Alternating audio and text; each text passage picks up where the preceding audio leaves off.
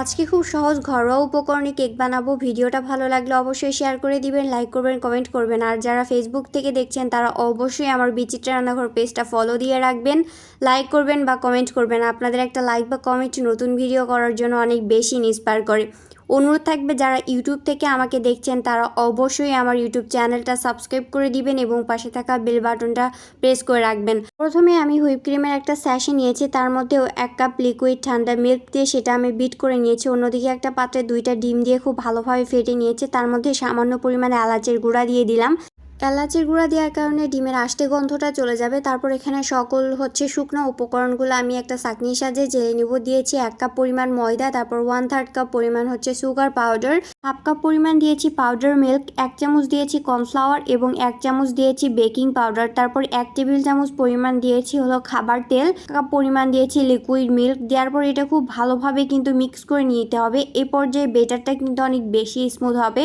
তারপর whip cream আমি foam করে রাখছিলাম সেটা দিয়ে দিলাম 1 কাপ পরিমাণ। দেওয়ার পর বেটারের সাথে খুব ভালোভাবে হুইপ ক্রিমটা কিন্তু মিক্স করে নিতে হবে। লাস্টে অ্যাড করে দিচ্ছি 1 চামচ পরিমাণ ভ্যানিলা এসেন্স, সেটার কারণে খুব সুন্দর একটা ফ্লেভার যুক্ত হবে। দেওয়ার পর বেটারের সাথে খুব ভালোভাবে কিন্তু মিক্স করে নিতে হবে।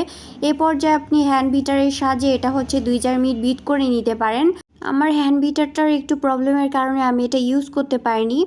সো দেখতে পাচ্ছেন আমার বেটারটা কিন্তু একদমই রেডি। আর এটার বেটারটা কিন্তু অনেক বেশি স্মুথ হয়েছে, আপনারা দেখে নিশ্চয়ই বুঝতে পারছেন। তারপর এদিকে কেকটা বসানোর জন্য আমি এখানে একটা বাটি নিয়েছি। নেওয়ার পর এটাতে সামান্য পরিমাণ তেল আমি টিস্যু দিয়ে নিচে দিয়ে দিলাম। তেল কোনোভাবেই বাটির চারপাশে দেওয়া যাবে না, এতে করে কেক হওয়ার পর কিন্তু চুপসে যাবে। সো এই পর্যায়ে আমি কেকের বেটারটা ঢেলে দিয়ে একটু ড্যাব ড্যাব করে দিলাম, এতে করে কেকের ভিতরে কোনো বাবলস ক্রিয়েট হবে না। তারপর চুলাতে একটা স্টেনার বসিয়ে দিয়ে এটা আমি দিয়ে দিলাম। এই কেকটা হতে আমার 30 মিনিট সময় লেগেছিল।